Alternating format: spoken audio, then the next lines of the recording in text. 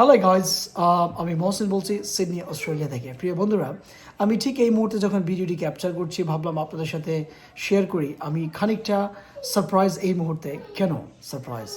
আমি বাসায় এসে একটু রেস্ট নিয়েছি আমার দোতলায় বেডরুমে। সো দোতলা থেকে আমি নিচে নেমেছি আমার রাতে ডিনার করব।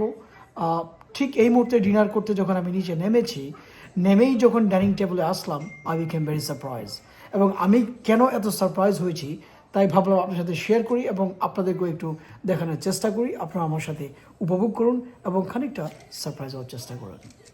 সো আমার সারপ্রাইজ হওয়ার কারণটি হচ্ছে আমার ডাইনিং টেবিলে এসে আমি দেখছি যে হোমমেড দই, দধি, এবং এটা হচ্ছে ফ্রুট প্যাটার আমার ফেভারিট, এবং এটা হচ্ছে হোমমেড মিষ্টি দই, এটাও আমার অনেক পছন্দের এবং প্রিয়।